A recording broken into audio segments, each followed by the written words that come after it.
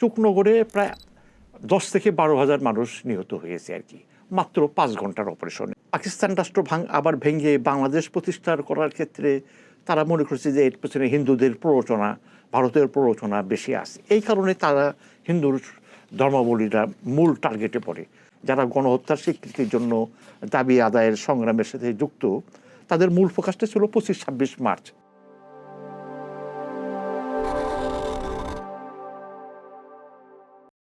20 মে চুকনগর গণহত্যা দিবস।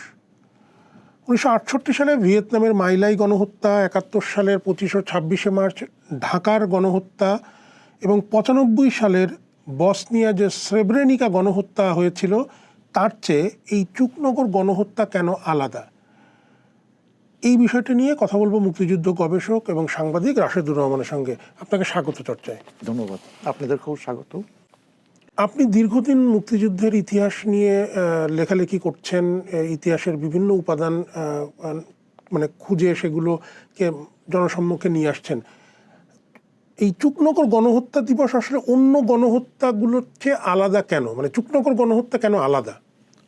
চুকনগর গণহত্যা এই কারণে আলাদা যে এখানে মাত্র 4 থেকে 5 ঘন্টার মধ্যে প্রায় 10 থেকে 12,000 মানুষকে হত্যা করা হয়েছিল আর কি।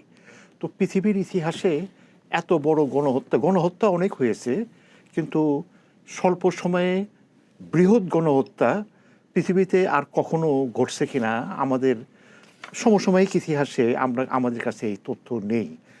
যেমন ধরুন 1968 সালে ভিয়েতনাম যুদ্ধের সময় আমেরিকান বাহিনী সেখানে মাইলাই নামে একটা গ্রামে গণহত্যা চালিয়েছিল। সেটাও গণহত্যাটা আসলে দিনব্যাপী ছিল আর কি। এবং সেখানে মাত্র সর্বোচ্চ 500 লোক, কেউ বলে 348 জন, আবার কেউ বলে 508 জন, এর মাঝামাঝি একটা সংখ্যা আর কি। এরকম মানুষ সারা দিন ধরে ধরেন 8-10 ঘন্টার অপারেশনে এই পরিমাণ মানুষ নিহত হয়েছে আর কি। 1971 সালে বাংলাদেশে 25 মার্চ রাত থেকে 26 মার্চ পর্যন্ত পাকিস্তান সেনাবাহিনী তাদের অপারেশন সার্চলাইট বাঙালিদের দমনের জন্য পরিচালনা করেছিল। সেই ওই অপারেশনটা ছিল প্রায় 20 থেকে 23 ঘন্টার অপারেশন। এবং সেই অপারেশনও ঢাকাতে 8 থেকে 15,000 মানুষ মারা গিয়েছিল। যেহেতু ওই শহীদদের সংখ্যা তখন গণনা করা সম্ভব হয়নি, তো বলা হয় যে 8 থেকে 15,000 মানুষ হত্যা করা হয়েছে, পাকিস্তানিরা হত্যা করেছে। এর বাংলাদেশের স্বাধীনতা যুদ্ধের পরে বসনিয়াতে বসনিয়া সার্বিয়াতে আর কি, যেটা এখন সেখানে সেব্রেনিকা নামে একটা স্থান আছে, সেটা মুসলমান অধ্যুষিত এলাকা। সেখানে বসনিয়ার সার্ব বাহিনী হত্যাযজ্ঞ চালিয়েছিল। সেই হত্যাযজ্ঞতে প্রায় 8,000 মানুষ নিহত হয়েছিল। তো সেখানেও প্রায় 11 দিন ধরে অপারেশন চালানো হয়েছিল এবং সেই অপারেশনে প্রায় 8,000 মানুষ নিহত হয়েছিল আর কি। আর সে তুলনায় চুকনগরে প্রায় 10 থেকে 12,000 মানুষ নিহত হয়েছে আর কি, মাত্র 5 ঘন্টার অপারেশনে। আমরা যদি ধরেও নেই সর্বোচ্চ 5 ঘন্টা, কেউ বলে 4 ঘন্টা, কেউ বলে 4.5 ঘন্টা, কেউ বলে 5 ঘন্টা, তো আমরা সর্বোচ্চটাই ধরে নিলাম। 5 ঘন্টার মধ্যে 20,000 মানুষকে 10 থেকে 12,000 মানুষকে হত্যা করাটা একটা বিস্ময়কর একটা ঘটনা। মানুষ কীভাবে পারে এত মানুষকে হত্যা করতে, তাও একটা ছোট একটা পাকিস্তান আর্মির ছোট একটা বাহিনী, বলা হয় যে একটা প্লাটুন, হয়তো আরও 2-1 ছিল। তো প্লাটুন গঠিত হয় 15 থেকে 20 জন সেনা দিয়ে আর কি। তো 20 থেকে 25 জন মানুষ এতগুলো মানুষকে হত্যা করলো, এবং এর থেকে এটা এত নির্মম এবং এত বিভৎস যে এটা বলার ভাষায় প্রকাশ করার মতো নয় এই হত্যাকাণ্ডটা আর কি। দর্শক যারা জানেন না তাদের একটু জানিয়ে রাখি, চুকনগর হচ্ছে খুলনার ডুমুরিয়া উপজেলার আটলিয়া ইউনিয়নের একটা ছোট্ট গ্রাম। এটা একটা গুরুত্বপূর্ণ পয়েন্টও, সাতক্ষীরা থেকে খুলনা যাওয়ার পথে একটা বাজার আছে, চুকনগর বাজার। সেই বাজারের কাছেই কিন্তু এই গণহত্যা হয়েছিল এবং এটি সীমান্তবর্তী। চুকনগর থেকে 25 কিলোমিটার গেলে হচ্ছে সাতক্ষীরা, এবং সাতক্ষীরা থেকে ভারতের সীমান্ত অত্যন্ত কাছে। রাশেদুর রহমান, একটা জিনিস একটু জানতে চাই যে মানে চুকনগরে, মানে আপনি তো ইতিহাসে যতটুকু দেখেছেন, মানে এত মানুষ ওখানে তো মানে সবাই স্থানীয় ছিলেন না। জি জি জি। মানে এই এই ঘটনাটা একটু বেশিরভাগ যদি- মানুষগুলোই এসেছিলেন আপনার বৃহত্তর খুলনা এবং হলো আপনার তার মানে বরিশাল অঞ্চলের মানুষ আর কি, বিশেষত রামপাল, তারপরে যে মোংলা এবং এইসব এলাকার মানুষ। তো তখন মানে 25-26 মার্চের পরে বাংলাদেশের বেশিরভাগ এলাকায় মুক্ত ছিল, তখন মানে মোটামুটি নিরাপদ ছিল আর কি। এরপরে এপ্রিলের পর থেকে পাকিস্তান সেনাবাহিনী মানে আস্তে আস্তে বিভিন্ন জেলা তাদের মানে দখল নেওয়া শুরু করলো, এবং দখল নেওয়ার পরে ওই অত্যাচার নির্যাতন মানে সাধারণ মানুষ প্রত্যক্ষ করলো। এর আগে তারা ঘটনাটা শুনেছে, নিজ চোখে তখন দেখা শুরু করলো, এবং এই সুযোগে পাকিস্তান বাহিনীর কিছু এদেশীয় দোসর এবং অবাঙালি কিছু মানুষ আর কি, মানে বেশিরভাগ অবাঙালিরা পাকিস্তানিদেরকে সহযোগিতা করেছিল আর কি, এবং কিছু বাঙালিও ছিল। তারা বিশেষত তখন পাকিস্তান সরকার এবং পাকিস্তান সেনাবাহিনী একটা কথা ছড়িয়েছিল যে এই বাংলাদেশের মুক্তি সংগ্রামের পিছনে ভারতের হাত আছে, এবং বিশেষত হিন্দুদের মানে হিন্দু ধর্মাবলম্বী লোকদের বেশি হাত আছে, এবং তারাই এই দেশকে স্বাধীন করতে চায় আর কি। মুসলমানদেরকে তারা বিভ্রান্ত করেছে, করেছে, এবং এই দেশের যুব সমাজকে তারা মানে বিভ্রান্ত করেছে। তো ফলে তাদের মূল টার্গেটটা ওই যারা আন্দোলনে জড়িত মুসলমানদের পাশাপাশি মানে হিন্দুরাও একটা তাদের বড় টার্গেট ছিল আর কি। তো মানে এটা কি ধর্মীয় বিদ্বেষের কারণে? ধর্মীয় বিদ্বেষ বলবো না, তারা ওই যে পাকিস্তান রাষ্ট্র ভাঙার পিছনে মানে ভারত জড়িত, ভারতে যেহেতু হিন্দু রাষ্ট্র, এটা একটা ওই মনোভাব, মানে হিন্দু বিদ্বেষ হয়তো ছিল, কিন্তু মূল কারণটা তাদের ছিল ওটা আর কি। মানে ভারত যেহেতু মানে বাংলাদেশের মুক্তি সংগ্রামীদের সহযোগিতা করছে, সেই কারণে তারা ওই মানে ভারতের জনসংখ্যা যেহেতু মানে প্রায় 80% হিন্দু, এবং ওটা হিন্দু রাষ্ট্রই বলা হয়, সেই কারণে পাকিস্তানের সরকারিভাবে এবং হলো পাকিস্তান সেনাবাহিনী এবং হলো পাকিস্তানপন্থী লোকদের মধ্যেই একটা এক ধরনের, যেহেতু পাকিস্তান রাষ্ট্র প্রতিষ্ঠা হয়েছিল মানে ভারত ভেঙে যে মুসলমানদের রাষ্ট্র আর কি, তো স্বাভাবিকভাবে মুসলমানদের রাষ্ট্রে হিন্দুরা মানে একটু থাকবে আর কি।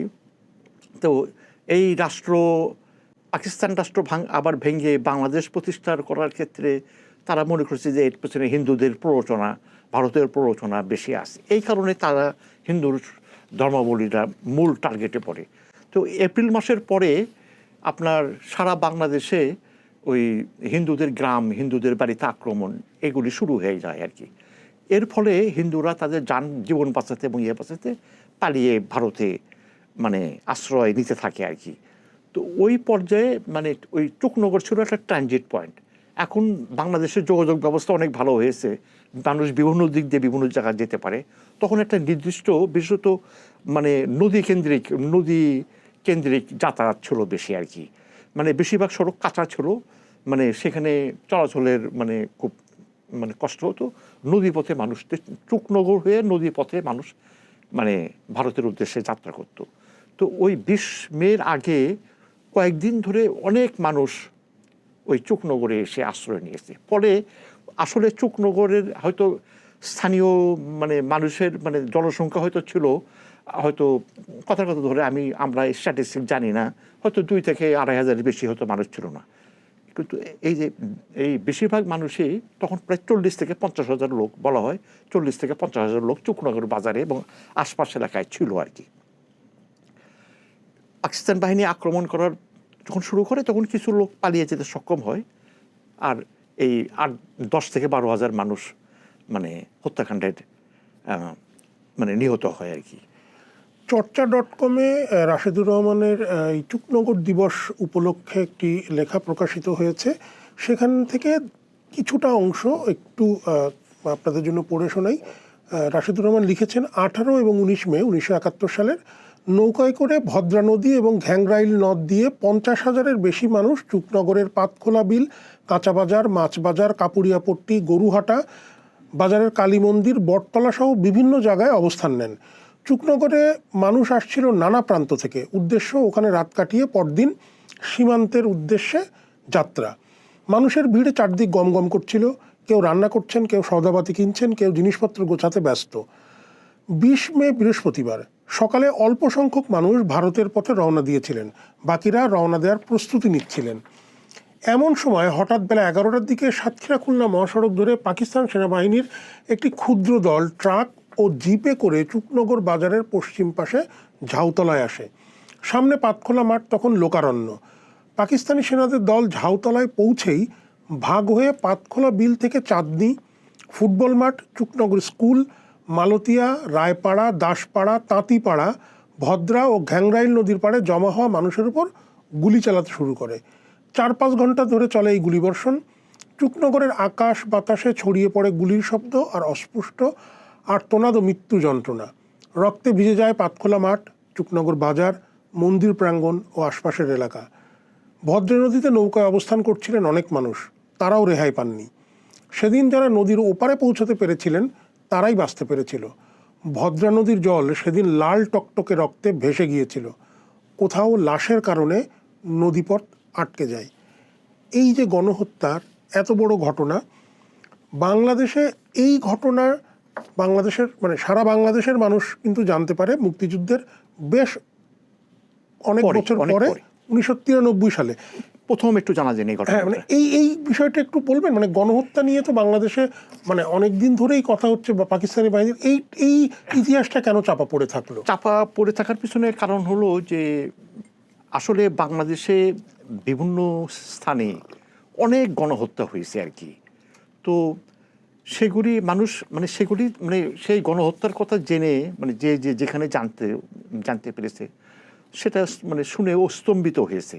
আর তখন প্রচার মাধ্যম কিংবা আপনার যোগাযোগ মাধ্যম এত বেশি ছিল না যে যখনই ঘটনা ঘটে সেটা সঙ্গে সঙ্গে প্রচারিত হবে আর কি। আর 1971 সালের পরে এত ঘটনার স্বাধীনতার পরে বাংলাদেশে এত ঘটনা ঘটেছে, যার ফলে কিছু কিছু ঘটনা মানুষের আমরা যেহেতু একটা ইতিহাসমুখ জাতি, তো মানুষ আস্তে আস্তে এই জিনিসগুলো ভুলে গিয়েছে আর কি। তো এটা যে এত বড় ঘটনা, এত বড় বিভৎসৎ ঘটনা এবং পৃথিবীর সবচেয়ে বড় ঘটনা, সেটা মানুষ অনেকে জানতেও পারেনি। এবং আমাদের ইতিহাসবিদরাও কিংবা যারা গবেষক তারাও এটা তখন অতটা মুক্তিযুদ্ধের ইতিহাস আসলে সত্যি কথা বলতে কি এটা শুরু হয়, গবেষণা শুরু হয় আপনার 80 সালের পর থেকে আর কি, যখন আপনার তখন ক্ষমতায় ছিলেন জিয়াউর রহমান প্রেসিডেন্ট হিসেবে। তো এটা বাংলাদেশে স্বাধীনতা যুদ্ধের ইতিহাস প্রকল্প নামে একটা প্রকল্প করেছিলেন, সেখানে কিছু গবেষণা, তো সেখানেও এই তথ্যটা আসে নাই, এই এত বড় গণহত্যার ঘটনাটা। পরবর্তীতে 93-তে স্থানীয় কিছু লোকজন ওখানে একটা তারা একটা করে আর কি, একটা প্রতিষ্ঠান করে। সেই প্রতিষ্ঠানের মাধ্যমে আস্তে আস্তে জিনিসটা জানা যায় আর কি। যে চুকনগর গণহত্যা 71 স্মৃতিরক্ষা পরিষদ এই সংগঠন। এর পরবর্তীতে 1996-97 সালে মুক্তিযুদ্ধ গবেষণা কেন্দ্র নামে একটা গবেষণা প্রতিষ্ঠান গবেষণার কাজ শুরু করে আর কি। সেই সময় সারা বাংলাদেশে ওরাল হিস্ট্রি প্রজেক্ট নামে একটা প্রজেক্ট পরিচালনা, সেই প্রজেক্টের সূত্রে খুলনা অঞ্চলে গবেষকরা কাজ করছিলেন। তখন এটার ব্যাপকতা এবং এটা প্রকাশ হয় আর কি। তখন একটু এই বাংলাদেশের খবরের কাগজগুলোতে তখন অতটা মানুষের ওই পত্রিকা তাৎক্ষণিক খবর, দৈনন্দিন খবর প্রকাশে যতটা আগ্রহ ছিল, এসব খবর প্রকাশের ব্যাপারে ততটা আগ্রহ ছিল না। পরবর্তীতে আস্তে আস্তে এই জিনিসটা এই বলা যায় যে 95-96 সালের পর থেকে মানুষ আস্তে আস্তে জানতে পারে যে চুকনগরে একটা বিরাট এবং ভয়াবহ একটা গণহত্যা সংঘটিত হয়েছে আর কি। এবং সেটা পাকিস্তান সেনাবাহিনী সেই গণহত্যায় যুক্ত ছিলেন আর কি। চুকনগর গণহত্যাটাকে জাতীয়ভাবে আলাদা করে তো স্মরণ করা হয় না, এটা কেন? কি মনে হয় আপনার? এটা আমার যেটা মনে হয়, যেহেতু বাংলাদেশের সরকার 25-26 মার্চের গণহত্যাকে জাতিসংঘের স্বীকৃতি নেওয়ার জন্য, তো মূল ফোকাসটা যেহেতু সরকার এবং বেশিরভাগ মানুষেরই যারা গণহত্যার স্বীকৃতির জন্য দাবি আদায়ের সংগ্রামের সাথে যুক্ত, তাদের মূল ফোকাসটা ছিল 25-26 মার্চ। তো সেই কারণে মানে তাদের যেহেতু জাতীয়ভাবে এটা মানে তারা আশা করেছে যে এটা যদি হয় তাহলে আস্তে আস্তে বাংলাদেশের অন্য অন্য গণহত্যাগুলোরও স্বীকৃতি কিংবা এই আমব্রেলার নিচে অন্য গণহত্যাগুলোও মানে স্বীকৃতি আদায় করা যাবে। সেই কারণে আলাদাভাবে চুকনগরের জন্য আলাদাভাবে জাতীয়ভাবে স্বীকৃতির জন্য কোনো মানে সমাবেশ করা কিংবা জাতিসংঘের কাছে আবেদন জানানো আমার মনে হয় এই জন্য করা হয় না আর কি। কেননা এই চুকনগর তো একটা বড় স্কেলে হত্যাকাণ্ড সংঘটিত হয়েছে, কিন্তু বাংলাদেশের বিভিন্ন স্থানে কোথাও 2000, কোথাও 3000, কোথাও 5000 মানে এরকম অনেক গণহত্যা সংঘটিত হয়েছে। তা কোনটা রেখে কোন গণহত্যার স্বীকৃতি আদায় করবে সেভাবে জাতীয়ভাবে বাংলাদেশে যে 1971 সালে যে গণহত্যা সংঘটিত হয়েছে, পাকিস্তান আর্মি যে গণহত্যা সংগঠন করেছে তার একটা মানে স্বীকৃতি আদায়ের জন্য জাতিসংঘের কাছে একাধিকবার আবেদন করা হয়েছে, কিন্তু আজ পর্যন্ত সেটা মানে সেই স্বীকৃতি পাওয়া যায়নি। গলতটা কোথায় মানে সেটা মানে আমি জানতে পারি নাই। আপনাকে ধন্যবাদ। রাশেদুর রহমান আমাদেরকে যেটি জানালেন বা নানান মাধ্যমে হয়তো আপনারা অনেকে জানেন এই চুকনগর গণহত্যা সম্পর্কে।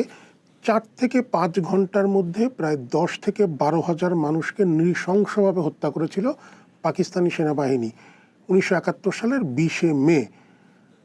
16 ডিসেম্বর বাংলাদেশ স্বাধীন হয়। বাংলাদেশ স্বাধীন হওয়ার পর এত বছর পেরিয়ে গেছে, এখনও মুক্তিযুদ্ধে প্রকৃত শহীদের সংখ্যা নিয়ে রয়েছে নানা বিতর্ক। এই বিতর্ক নানান মহল নানান উদ্দেশ্যে তোলার চেষ্টা করে। তার একটা ছোট্ট গণহত্যার যে একটি ছোট্ট ঘটনা, সেই ঘটনার ব্যাপকতা কেমন সেটি জানালেন রাশেদুর রহমান। এরকম মুক্তিযুদ্ধের নানা বিষয় নিয়ে আবারও আপনাদের সামনে আসবে, ততক্ষণ চর্চার সঙ্গে থাকুন।